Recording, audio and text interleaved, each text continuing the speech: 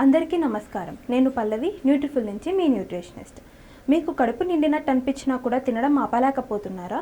అప్పుడు ఈ వీడియో మీకోసమే. ఇలా తినడానికి ముఖ్య కారణం లెప్టిన్ రెసిస్టెన్స్. అసలు లెప్టిన్ అంటే ఏంటో తెలుసుకుందాం. లెప్టిన్ అనగా ఒక హార్మోన్. ఇది మన శరీరంలో ఉన్న కొవ్వు కణాలు అంటే ఫ్యాట్ సెల్స్ ఉత్పత్తి చేస్తాయి.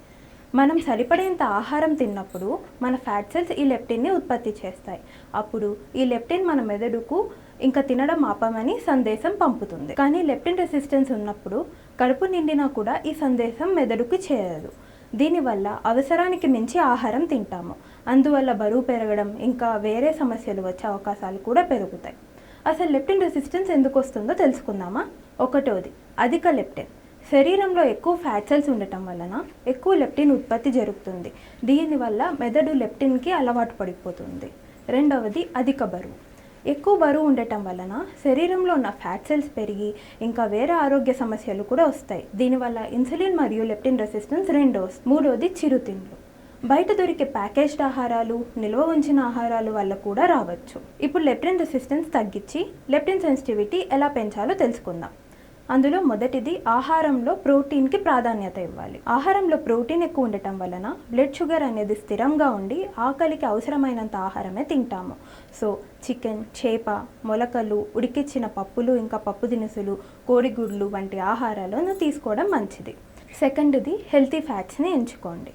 అంటే ఒమేగా 3 ఇంకా ఒమేగా 6 వంటి ఫ్యాట్స్. చేప, అవిసె గింజలు, చియా సీడ్స్ వంటి ఆహారాలలో దొరుకుతాయి. అలాగే బయట దొరికే వేయించిన ఆహారాలు తీసుకోవడం తగ్గించాల్సి ఉంటుంది. ఎందుకంటే ఇందులో హానికరమైన ఫ్యాట్స్ అనేవి ఎక్కువగా ఉంటాయి. మూడవది, ఆహారంలో పీచు పదార్థం అంటే ఫైబర్ని పెంచడం. పీచు పదార్థం అనేది కూరగాయలు, పండ్లు, చిరుధాన్యాలు, పప్పులు ఇంకా పప్పు దినుసులలో ఎక్కువగా దొరుకుతుంది. పీచు పదార్థం వలన కడుపు నిండినట్టు అనిపించి ఎక్కువగా తినడం తగ్గిస్తాము. నాలుగవది, చిరుతిండ్లు తగ్గించడం. బయట దొరికే ఆహారాలు, పానీయాలు, బ్రెడ్లు, కేకులు ఇలాంటివి తగ్గించాల్సి ఉంటుంది. ఎందుకంటే వీటిలో పోషకాలు ఉండకపోవడమే కాకుండా బరువు కూడా పెరిగిపోతాం. వీటికంటే ఇంటి దగ్గర తయారు చేసే ఆహారాలకు ప్రాధాన్యత ఇవ్వండి. ఐదవది, ముందుగానే ప్లాన్ చేయటం ఇంకా శ్రద్ధగా తినడం. అంటే ముందుగానే తినే ఆహారాల ప్రణాళిక వేసుకోవడం వలన ఆరోగ్యమైన ఆహారాలను ఎంచుకుంటాం. ఇంకా ప్రతి భోజనానికి కావాల్సినంత టైంని కేటాయించడం. ఇలా చేయడం వలన మన శరీరానికి వచ్చే సందేశాలను కూడా బాగా గుర్తిస్తాం. ఆరవది, జీవనశైలిలో కొన్ని మార్పులు చేసుకోవడం. అంటే వాకింగ్ ఇంకా ఎక్సర్సైజ్కి కొంత టైం కేటాయించడం. ఇంకా కనీసం 6 నుంచి 7 గంటలు కూడా నిద్రపోవాల్సి ఉంటుంది. పని వల్ల ఏమన్నా ఒత్తిడి కలిగేలా ఉంటే మెడిటేషన్ ఇంకా యోగా వంటివి మన జీవనశైలిలో చేర్చుకోవాల్సి ఉంటుంది.